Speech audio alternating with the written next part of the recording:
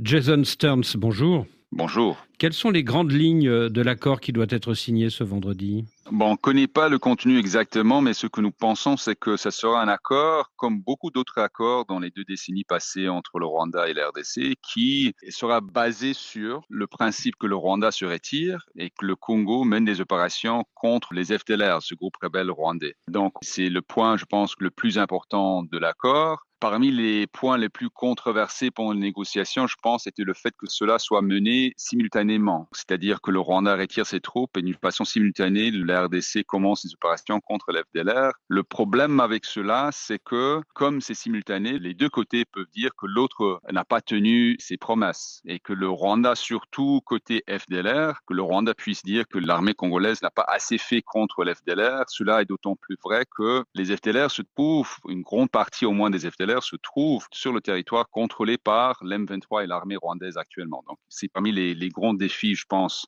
Et il y a des autres aspects de l'accord aussi. Le fait que l'M23, le Rwanda devrait pousser l'M23 à se retirer des grandes villes, donc Goma et Bukavu surtout, et que le Congo devrait permettre à l'M23 de se convertir en parti politique et de participer dans la démocratie congolaise, et en même temps laisser les combattants M23 soit rejoindre un processus de démobilisation ou, au cas par cas, rejoindre l'armée nationale. Et à court terme, est-ce qu'il y a un mécanisme qui va s'assurer que l'armée rwandaise et les rebelles du FDLR vont bien quitter le terrain du nord et du sud Kivu? Il y a un mécanisme conjoint de vérification qui sera mis en place par les deux pays avec une participation des États-Unis. Il faut dire que le calendrier pour la mise en œuvre de cet accord est ambitieux. Ça va se traiter dans les prochains 3 mois. Et donc, pendant ces 3 mois, il y aurait une participation des États-Unis et je pense aussi les pays de la sous-région qui pourraient justement veiller à ce que les deux côtés sont en train de mettre en œuvre les accords. Et si les États-Unis rentrent dans ce mécanisme conjoint,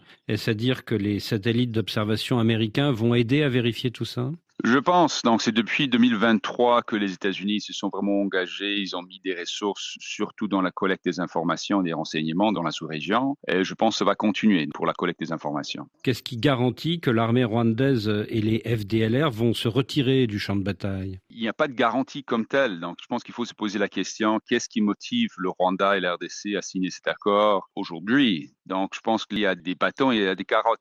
Les carottes sont surtout d'un ordre économique, donc les États-Unis, ils ont promis toute une série d'investissements dans la région. Côté minerai, il y a des compagnies privées américaines qui seraient prêtes à investir dans des mines à l'est de la RDC, mais une partie de ces investissements serait une participation rwandaise, c'est-à-dire qu'il y aurait des investissements à l'est de la RDC, mais le traitement et l'exportation des minerais se ferait à partir du Rwanda. Donc comme ça, les deux côtés seraient encouragés d'investir dans la paix et pas dans l'instabilité. Il y a des autres aspects économiques, y compris des investissements sur la frontière entre les deux pays. Il y a notamment le barrage, un nouveau barrage hydroélectrique, le Ruzizi 3, entre le Rwanda, le Congo et le Burundi, qui serait financé par la Banque mondiale avec un soutien des États-Unis aussi, mais cela serait seulement possible s'il y a la paix entre les deux pays. Alors l'un des problèmes, Jason Stearns, c'est que les rebelles du M23 ne sont pas conviés à la signature de l'accord de ce vendredi à Washington. Est-ce que ce n'est pas préoccupant? C'est préoccupant dans le sens que le Rwanda pourra toujours dire que voilà, ils ont tenu leur côté de l'accord. Si les M23 ne mettent pas l'accord en œuvre, c'est pas leur problème, comme ils ne contrôlent pas les M23. Nous savons que le Rwanda a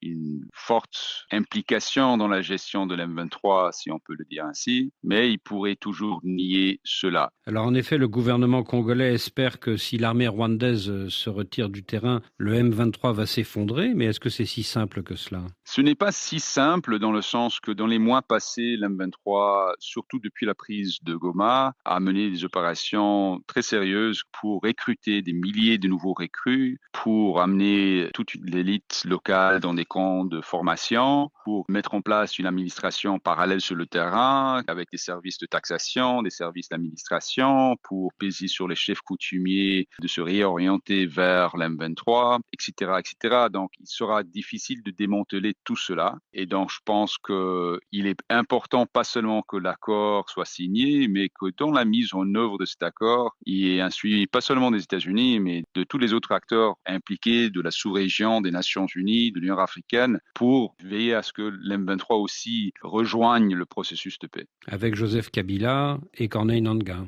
Leur sort n'a pas été évoqué par cet accord, ni par, je pense, les discussions à Doha. Donc, c'est parmi les grands inconnus. Pourquoi les Américains et Donald Trump s'impliquent-ils autant dans ce dossier? Est-ce que c'est pour le prestige ou est-ce que c'est pour les minerais stratégiques au Congo? Je pense qu'il y a différentes parties de l'appareil gouvernemental américain qui ont des différentes motivations. Il y a des bureaucrates et des diplomates de carrière qui s'impliquent parce qu'ils pensent qu'il y a aussi un côté éthique, je pense, moral là-dedans. Ils pensent que c'est la bonne chose à faire. Il faut avoir la paix et la stabilité. Mais côté, je pense, du sommet du gouvernement américain, Donald Trump, la raison pour laquelle il évoque la RDC, il n'y a pas seulement beaucoup de minerais stratégiques, mais aussi la présence de la Chine qui contrôle pour la plupart de ces minerais stratégiques. Donc, je pense que côté Trump lui-même et son envoyé spécial Massad Boulos, c'est surtout cela. Au risque que les Congolais vendent leurs minerais stratégiques aux États-Unis à bas prix sans vraiment pouvoir en profiter? Les mines dont on parle par rapport à cet accord, ce sont des mines qui ne sont pas encore exploitées industriellement. C'est surtout les mines du Tontal et de niobium qui sont dans les Kivu. On parle souvent de Rubaya et Luheche.